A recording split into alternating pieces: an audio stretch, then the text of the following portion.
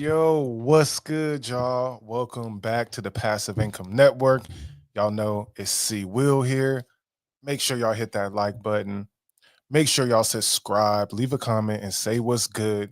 It's always great to be back for another live stream. And as we wait for people to join the stream, let's hit them with some music. All the scenery, trees and greenery, cryptocurrency, stake my currency. First to the research, deep dive feet first on the beat, berserk on the block we work. Grown man, big world, tiny man. Big bags, 100 grand rubber band. Life of blockchain, never be the same. Verify the ownership, change the game. Transparency when I'm talking fame. Tokenizing our mind and our brain. When I step a pool, I get an LP. Impermanent loss won't affect me.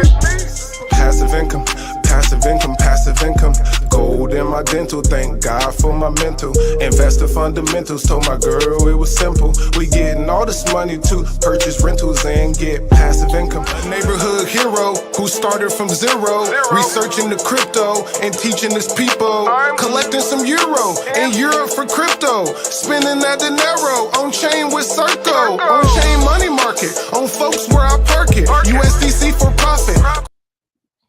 Yeah. So again, what's up, y'all? What's good? What's good? As y'all join the stream, definitely say what's up. Listen, we got a lot to talk about today. We're going to cover a few things, try to keep it nice and sweet, and make sure that we get everything that needs to be covered today. So again, welcome back to the stream. We're going to talk about Algorand news, XRP Ripple update, Trump and China tensions increasing, and then the stock market manipulation that we have been seeing recently. It's been crazy, y'all. It's been a lot of stuff happening right here. So it's about to be a good live stream, y'all. So make sure that you leave any comments or questions below. And let's get started with the big story today. This right here, Sylvia Macaulay. Today at Paris Blockchain Week, Algorand founder Sylvia Macaulay unveiled plans for a new type of blockchain, a fiat chain geared towards institutional use cases and using only stable coin currencies. Not surprisingly, the chain borrows from proven technology that Algorand is already known for: instant finality, scalability, and security. So that's what happened there. And then basically Algorand and the fiat chain will closely be integrated. They will form a new bond. It'll be a peer chain, a new architecture in crypto. It's not an L2. It is not a side chain. It's not a traditional bridged chain. The two chains operate independently, but are linked together using a fully decentralized, state-proofed based bridge.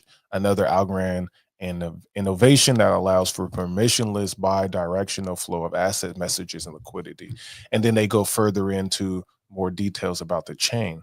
But what's better than me reading this to y'all is to let Silvio tap in and speak on it. But why? Because we want to do a donation? No, sometimes we want to buy something, get something in return. And what we go at the speed of light, what we buy comes back on horseback. That is not good. We have super fast unilateral payment. We don't have really bilateral ones. So bilateral payments are exchanges without any counterparty risk. You don't need to lock money for counterparty risk. Trusted mediator, not for us, right? Who wants, costly, rare, and expensive and slow mediator? So in blockchain, certainly payment versus delivery is easy. And in some blockchain, if I may add, like Algorand, you can solve this in the same block, which is the best way to erase completely counterparty risk. And in a few seconds, in fact, in less than 3 seconds in Algorand, and at few cents, in fact, less than a cent in Algorand. It's like as easy as 1, 2, and 3 assets and money exchange. Correlated payments, what are they? I pay you if and only if you pay her, if and only if she pays John and Jim, etc., etc. They are the terror of supply chain, because that's what happened in supply chain. Somebody brings the coffee from the Andes to the plane, somebody ships it to the harbor, somebody puts them on a boat, etc., etc. Everybody wants to be paid. Who wants to pay first? Nobody. So such complicated things, in a blockchain we can solve them, and in Algorand we can solve it in the same block. I push a button to pay. I don't care if the average 16 people in this chain are doing the same or not. I know that if they do, we all get paid. And if not, my money remains with me. Thank you very much. The applications, we know them, and there are a lot of them. So what is clear is that the public blockchain would be great for governments and everybody, crypto enthusiasts and institutions alike. But how? Well, here comes to the eternal challenge between aspiration and technology. And the aspiration is the public blockchain as it should be for institutional use, and our current technology, the cryptocurrency blockchain as it is for institution. So let me remind you, all of us, cryptocurrency chains. They are public chain, yeah. So that means that everybody is welcome and everybody can participate in consensus. And what is consensus? We need fresh blood to add new blocks, validate transaction, check mark of approval. Nobody beats the public chain. They have native tokens, as we know. They have native cryptocurrencies. The native tokens can be bought and sold, but crucially, the native tokens are crucial for consensus. And let me remind you what the proof of stake. You register or even lock, depending on the technology, some amount of native tokens to participate in consensus. You earn a fraction of the fees, and also you earn some more native tokens for your services. And what is the... So essentially, we're not going to watch the whole thing, but Silvio breaking all this down, and I really want to know what's y'all opinion on this here, this another chain that Silvio is talking about producing, right? It's very interesting to me, but it seems like he is targeting institutions and kind of like giving them the technology, but not necessarily having them use Algorand. So maybe, they get a taste of Algorand or something, and then that spreads the technology where more people would potentially want to use the chain. That's kind of what I'm thinking. And it's definitely a very interesting situation. So we're gonna keep paying attention to what's happening there.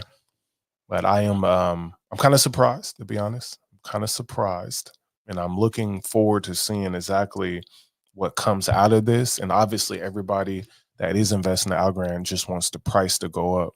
So will this be a part of that process? Not quite sure. Top 5 by 25, we're still in 25. So we will see. All right, and then I wanted to cover this a little second here. One of my commenters, I appreciate it, wrote me about the ISDA. And this is a piece from 2020. So, and I didn't really find much more info about this. So I'm just going to kind of look through a little bit. But Algorand and ISDA, efficiency and market opportunity through asset tokenization and programmatic money.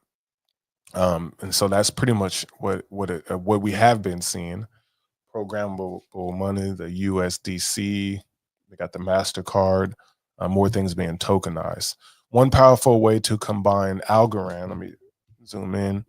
Algorand and CDM is leveraging the Algorand blockchain as a CDM data provider. The Algorand blockchain and the ISDA CDM protocol can be used by institutions with independent and financial databases to validate the consistency and correctness of their information, while at the same time preserving privacy about the trading history and the holdings of the trading participants. Overall, this type of integration of the ISDA CDM model and the Algorand blockchain reduces the infrastructure complexity of the financial system, both internally for a given institution and externally for the entire system, allowing for easier communication across platforms and databases of individual institutions. And that kind of, goes back to what Silvio was talking about a little bit, right? It makes it appears this is kind of what he's trying to accomplish. Oh, I didn't show y'all what he's trying to accomplish. And then, so quick reminder, what is the CDM? The ISDA CDM is a sophisticated data model that translates the characteristics and regulatory aspects of financial derivative contracts, process calculations into a machine accessible structured language. So it's translating everything to where you can read it. And then if the blockchain is involved, that actually provides, you know, all the things that we know, finality, transparency, and all the good stuff that Algorand has. So it sounds like Silvio maybe again tapping into this type of you know, information and trying to repackage it in a different way. So to me, it's very interesting. And then here's a summary of this article here. The constant development of new features of the Algorand blockchain facilitates the creation of new applications and solutions for businesses in multiple sectors. This post is talking about the work by the Algorand and ISDA and how features such as ASAs, right, and ACS1s, I don't know quite what that is, can support the use of ISDA,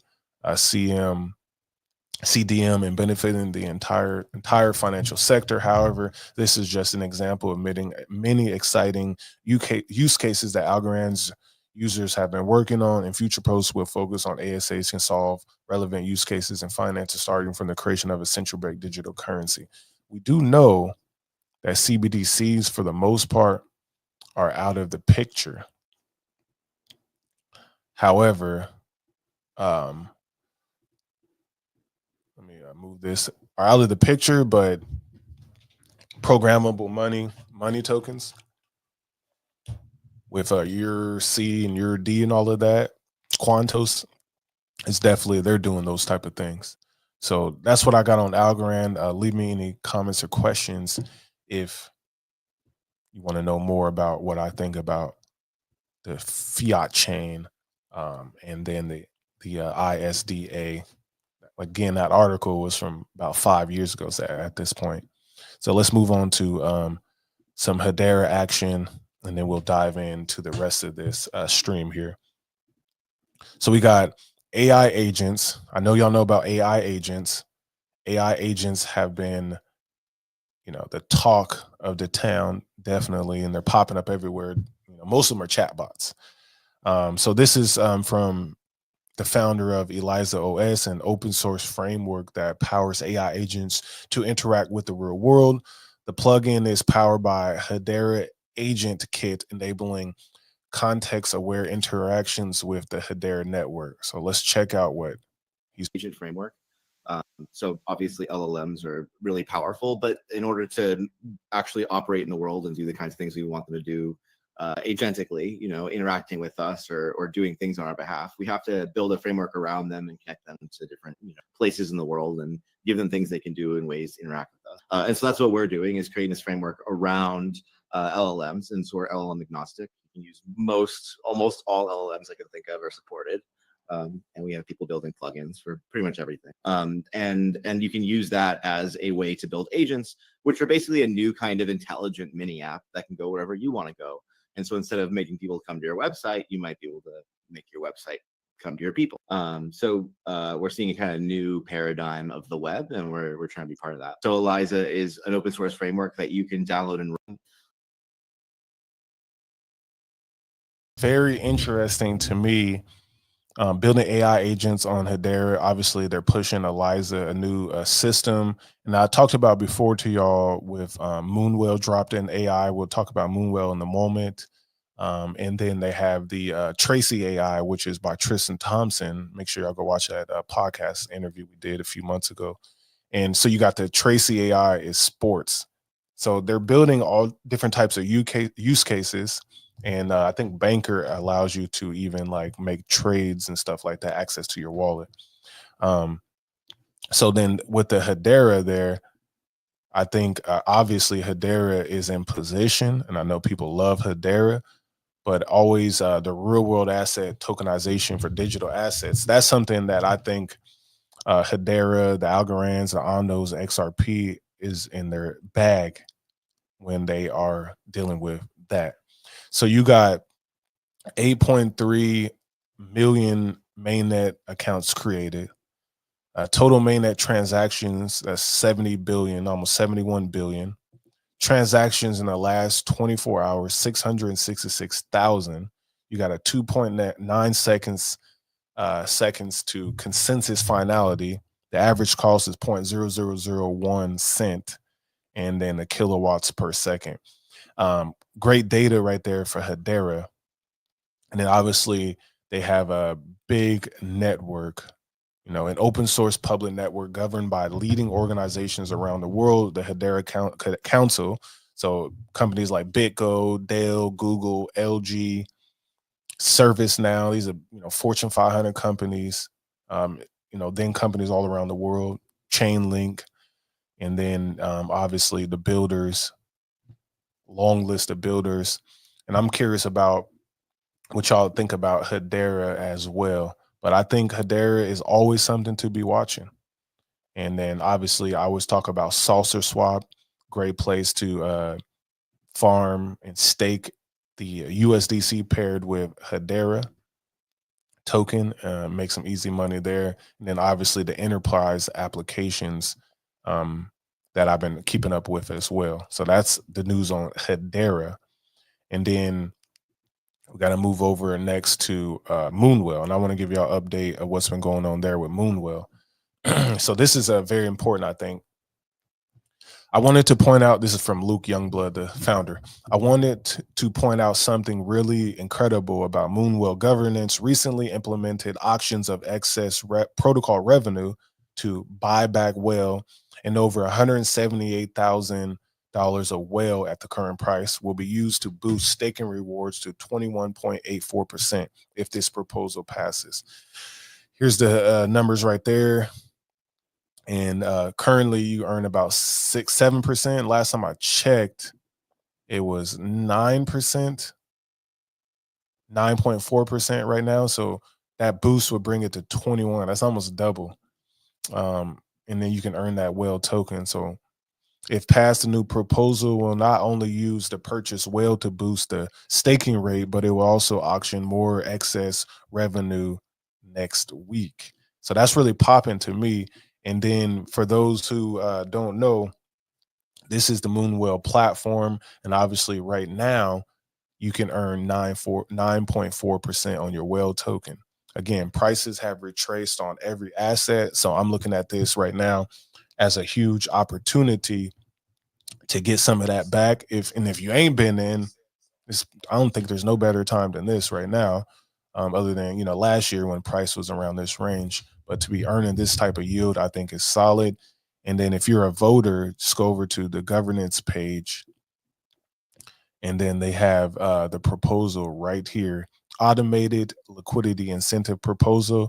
Remember, the governors make the decisions on what to do. People put the proposals in, people like Luke and others who want to do it. And then they're using buybacks, and that's right here what he pointed out.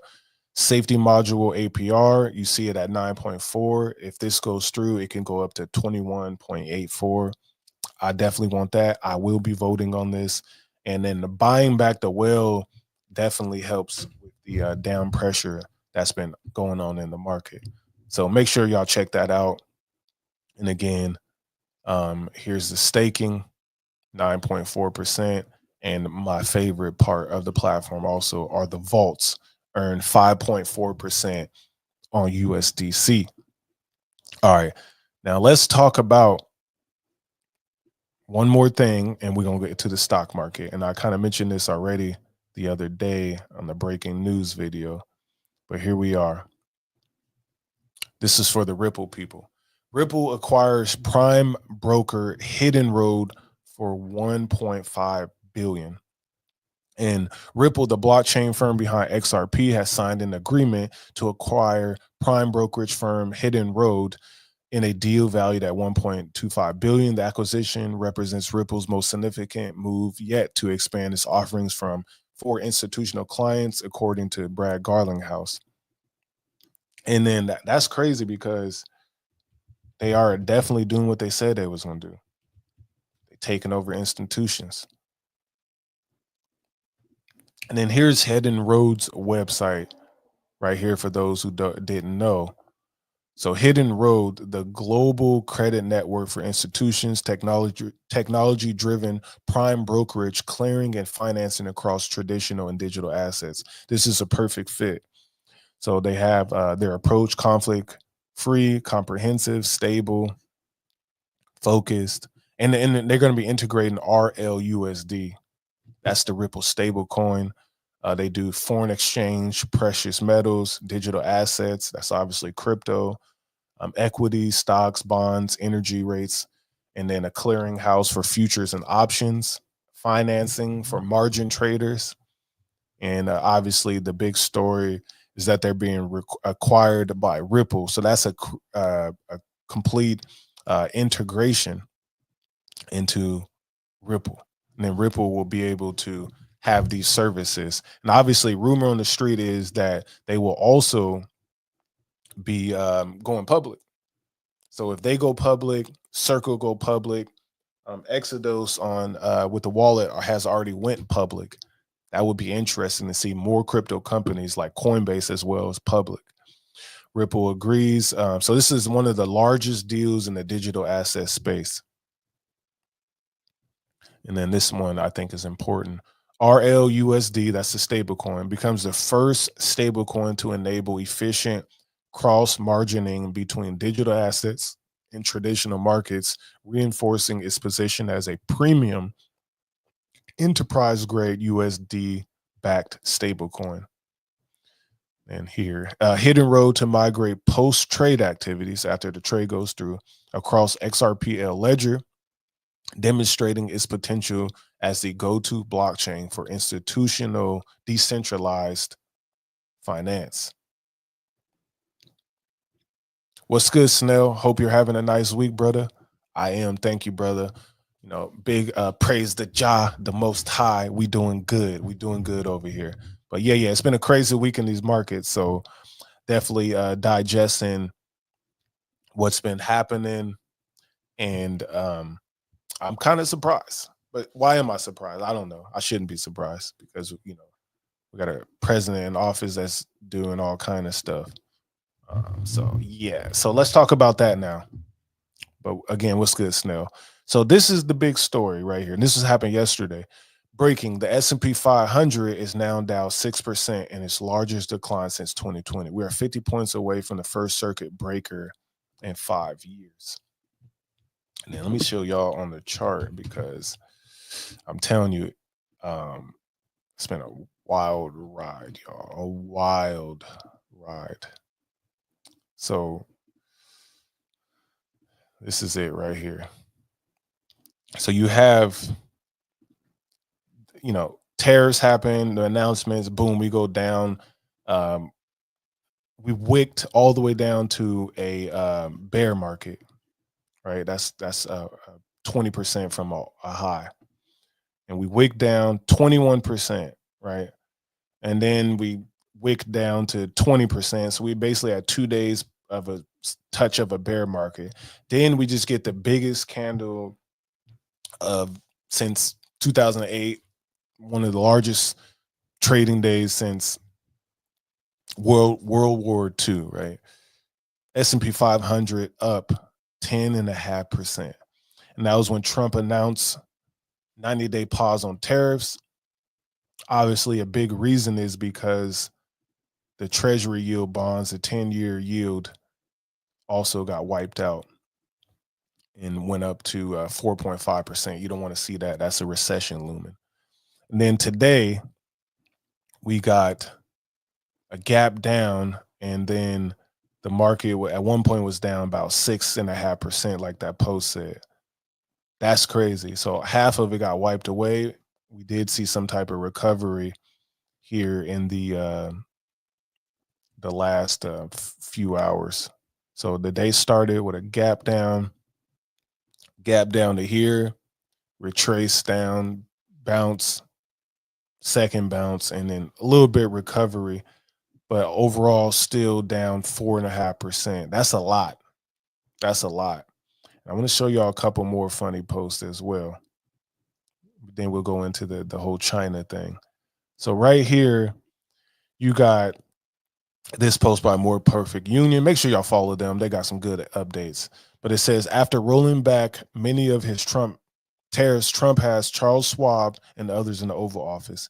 He pointed out that his guests have made fortunes on the stock market just 1 hour after his announcement. He made 2.5 billion today, and he made 900 million. That's not bad. So here's the post, and check this out. This is Charles Schwab. It's not just a company, it's actually an individual. And he made 2.5 billion today, and he made 900 million. He's in financials. I've always been following. This is Charles Schwab. It's not just a company, it's actually an individual. And he made 2.5 billion today, and he made 900. What do y'all think about that? He's in financials. I've always been following. These guys over here laughing about all the money that they made. And here we are, the consumer, right? People got their 401ks wiped out. They sold. Some people who want to retire, we're still down a lot, what I'm saying, from the highs where we were at when Trump took office. We're still down about 15%. That's a 15% drop. That's definitely more than correction territory. But as they laugh about all the money they made, I think about Martha Stewart. She went to jail for insider trading. People say, what about Pelosi? They trade on both sides of the aisle. But when you're talking about 2.5 billion, he easily could have been like, hey, y'all, I'm about to make this tweet. Get y'all positions together. They buy it. Boom. He makes the tweet. I don't know. Here we are, though, as the consumers. Egg prices increased to record high despite Trump's predictions and bird flu outbreaks slowing. They made profits. If you were trading, some people made profits. It would have been hard to time that. You don't know when he's going to tweet. But they make the profits. Charles Schwab, remember Charles Schwab just purchased TD Ameritrade about a year ago. They're consolidating the brokerage firms. Yep, that is wild. And then egg prices are at all-time high. And about a week ago, Trump just said they were at the lows, down 60%. So I don't know. Someone's lying, right? Should all invest in eggs, right? Maybe we should all invest in eggs. But yeah, egg prices, I guess they back up. Y'all let me know what's the eggs like in your community. Because when you eating brown eggs too, I eat brown eggs, you really getting wiped out. I bought $9 eggs, $10 eggs the other day. All right. And then as we slowly start to close out, this is the next story. China and the European Union agreed to start negotiations to abolish EU tariffs on Chinese electric vehicles. No more Tesla and EU. That's what it looks like it's about to be happening.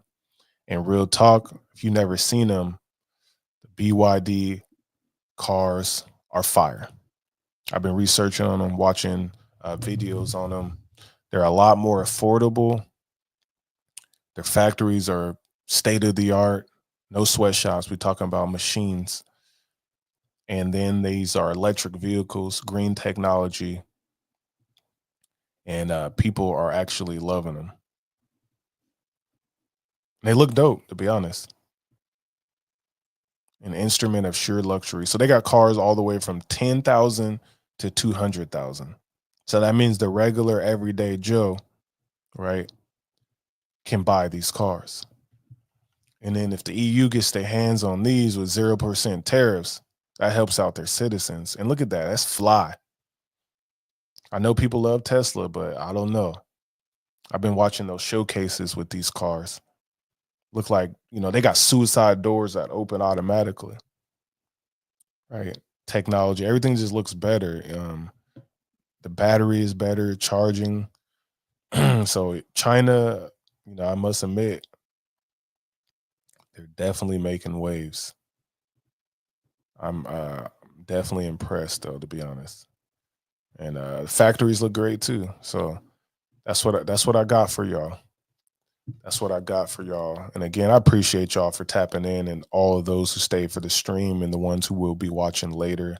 Appreciate y'all. Hope y'all have a blessed day. It's been a wild week. I might have to come back tomorrow because something else crazy might happen. So I appreciate y'all again. Thanks for tapping in. See Will with the Passive Income Network. Make sure you hit that like button, subscribe, and I'll see you next time, y'all. Peace.